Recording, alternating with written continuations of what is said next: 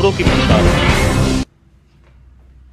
नमस्कार दोस्तों, मैं हूं यशपाल शर्मा और खबरी लाल में आप सभी का स्वागत है, हार्दिक अभिनंदन है। जैसा कि आप जानते हैं, हमने 2-3 दिन पहले एक खबर दिखाई थी कि अंबाला जिला के कुछ बेरोजगार पढ़े लिखे युवाओं ने एक अपना मंच बनाया है, बेरोजगार युवा मंच।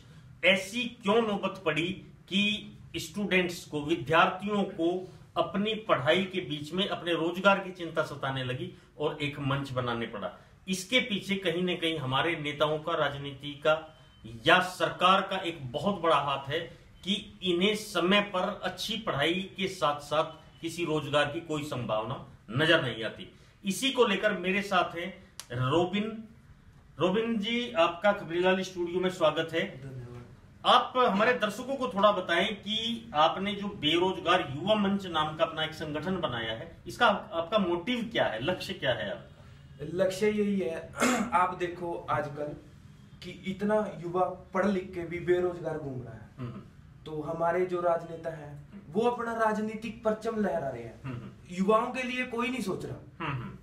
हम अंबाला की बात करते हैं, अंबाला में आज तक आप 5 साल का पिछला ब्यौरा देख लो, अंबाला में कोई भी ऐसा कोई ऑप्शन नहीं दिखा कि जिससे बेरोजगार युवाओं को एक इच्छा जागी हो कि हाँ भी वो उनके पास एक ऑप्शन है कि वो अपना काम करेंगे उसमें जाके। कोई सरकारी नौकरी नहीं, कोई अंबाला में देख सकते हो कोई सरकारी नौकरी नहीं, ना कोई प्राइवेट सेक्टर में कोई काम मिल रहा है, तो वो उनका फ्यूचर सिक्योर नहीं है।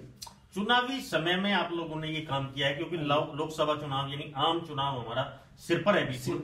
इसमें आपका नेताओं को क्या दर्पण क्या दिखाओगे? नेताओं को दिखाएंगे कि वो वोट लेके चले जाते हैं, 5 साल पूछते नहीं युवाओं को, युवा वोट दे रहे हैं तो युवाओं के लिए सोचे, काम करें, हक तो हमारा भी पूरा है। जब तक हमारे लिए काम नहीं करेंगे वोट कैसे देंगे? अब जो इलेक्शन आ रहा है उसमें जो भी लोकसभा के चुनाव में जो भी पार्टी से आएंगे उनसे हम सवाल करेंगे कि हमारे लिए किया क्या है और आगे क्या करेंगे। नरेंद्र मोदी जी ने पिछले 2014 के चुनाव में एक आश्वासन दिया था कि हम देश को 2 करोड़ नौकरियां देंगे।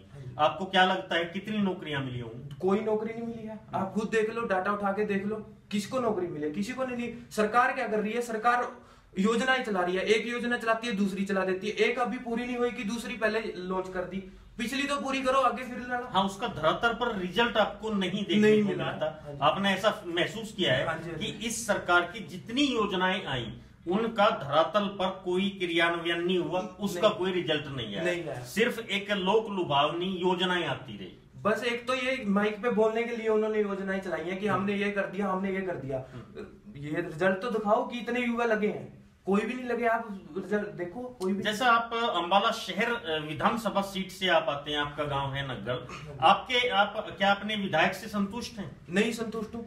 असीम गोयल जी ननोड़ा से थे, हमें लगा कि वो लोकल है, लोकल गांव से हैं, तो भी हम अंबाला के युवाओं के और अंबाला का विकास करेंगे।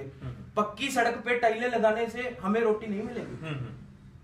हमें एक, अगर वो एमएलए, हम संतुष्ट तभी होते जब वो अंबाला में एक ऐसा लाते कि जिससे अंबाला का युवा रोजगार मिलता। अंबाला के युवा को कोई ऐसा ऑप्शन नहीं है। नहीं, आप आने वाले दिनों में जो चुनाव आ रहा है, संसदीय चुनाव हो रहा है, उसमें जो प्रत्याशी आएंगे उनसे प्रश्न करोगे? हाँ, क्वेश्चन पूछेंगे हम उनसे टाइम लेंगे, हमारे पास आओ, हम क्वेश्चन पूछेंगे तभी वोट मांगे हो युवाओं से। लेकिन हम पूरे अंबाला में अपना युवा संगठन ये मजबूत कर रहे हैं, हम ऐसे उनको वोट नहीं देंगे। अभी तक आपके संगठन में कितने छात्र जुड़े, कितने युवा जुड़े? 400-500 युवा जुड़ गए हैं। पिछले हफ्ते हमने ये बनाया था, अभी संख्या बढ़ती जा रही है आगे से आगे।